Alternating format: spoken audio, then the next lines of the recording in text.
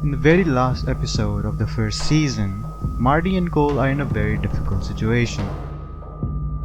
They are on the radar of a very dangerous and influential cult and have very little in the way of backup. My theory is that throughout their interviews with Papania and Gilbough, they are trying to figure out if they can trust either one of them. In this video, we will take a closer look as to why they decided to choose one over the other.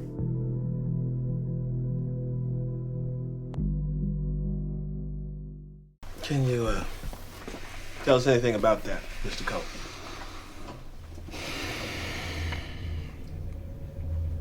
Yeah, it looks a lot like the one from 95, but well, you knew that already. Yeah, there's specifics consistent to the 95 case. Details that weren't public knowledge. You were off the grid for 8 years, right? Show back up here 2010. My question is,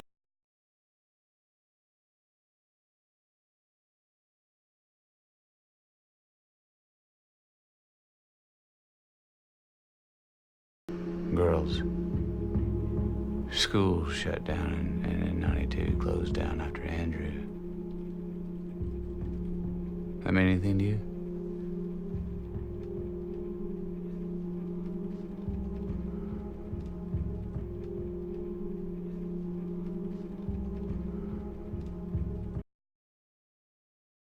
You know, my dad, I had about 6 inches on him, and even in the end, I still think he could have taken me. Yeah, Marines, Korea, never talked about it. You know, there was a time that men didn't air their bullshit to the world, you know, just wasn't a part of their job. I don't mean to, but I can be critical. And sometimes I think I'm just not good for people. You know, that's not good for them to be around me. You know, I wear them down. You know, they get unhappy. yeah, I think the job does that to a lot of guys. Changes you. Some guys just notice, that's all. Well, I can't say the job made me this way. More like me being this way made me right for the job. And I used to think about it more, but You miss some things on the job. You know what I mean. You gotta decompress before you can go being a family man. What you get into working, you can't have the kids around that. So, sometimes you gotta get your head right. And somewhere in there I emptied a 9 into a crankhead for injecting his infant daughter with crystal. Said he was trying to purify her. State attorney gave me one chance to stay out of jail. He said, you can keep your profile, but we want to make you our wild man junkie. So they did. They made me a floater, like a trick. You know, any agency or department needed a deep undercover narco. They got me. And there was no fucking expiration date, baby. And they kept you out there for 4 years. Mm-hmm. In February of 93, I killed 3 cartel men in the port of Houston. I took 325s in the side and ended up at North Shore Psychiatric Hospital in Lubbock, Texas. Which is kind of funny in its own right. Psych ward being in Lubbock, Texas. You ever been there? They offered me psych pension. Jackpot, right? What's it say about life? You gotta get together. Tell yourself stories that violate every law of the universe. Just to get through the goddamn day? No. You figure it's all a scam, huh? All them folks? Mm-hmm. They just wrong. Oh, yeah. See, we all got what I call a life trap. There's gene deep certainty that things will be different. that you'll move to another city and meet the people that'll be the friends for the rest of your life, that you'll fall in love and be fulfilled. Fucking fulfillment. And closure. Yeah, and a lot of room work then.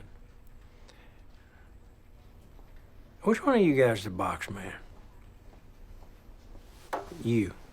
Yeah? I used to be pretty good in there myself. Not as good as Rust. I know so. Your sis record, man. That's something else. Any pointers? Oh, I never really found it that hard. You know, you just look at somebody and think like they think. Negative capability. I mean, I guess it's a skill. But most times you don't even need that. You know, you just look them in the eyes, the whole story's right there. Everybody wears their hunger in their heart, you know. You just gotta be honest about what can go on up here. A locked room. But then again, I'm terrible with cards.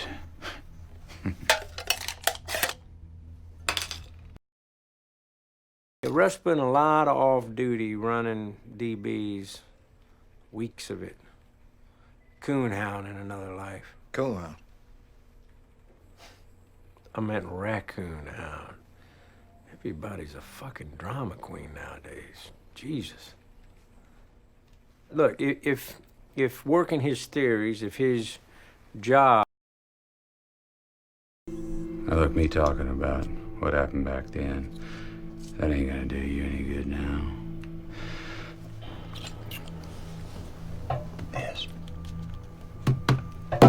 This is what I'm talking about. This is what I mean when I'm talking about time and death and futility. Right, there are broader ideas at work, mainly what is owed between us as a society for our mutual illusions. Our 14 straight hours of staring at DBs, these are the things you think of. You ever done that?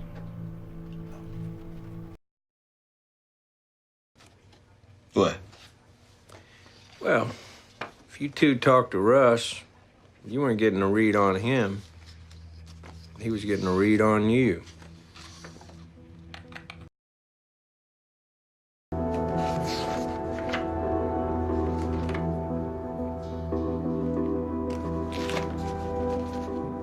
This is all you got. Fuck, I already know all this. That's what we have so far. You hadn't checked old Unsolves. Maybe you stop dancing with us. Tell us what you've really been up to. How you spend your time. I already told you how I spend my time. Except you've been bullshitting us all afternoon. Excuse us for 1 minute, please.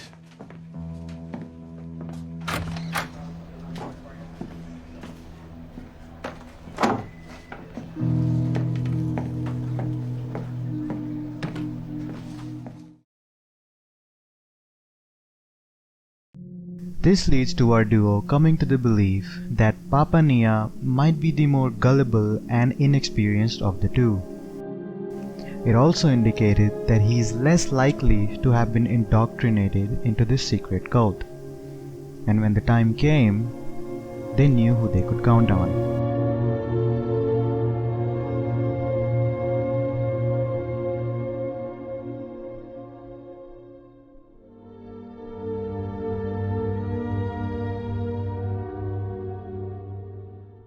Thanks for watching, guys, and do let me know in the comments section of any other interesting observations that you guys might have come across watching the show.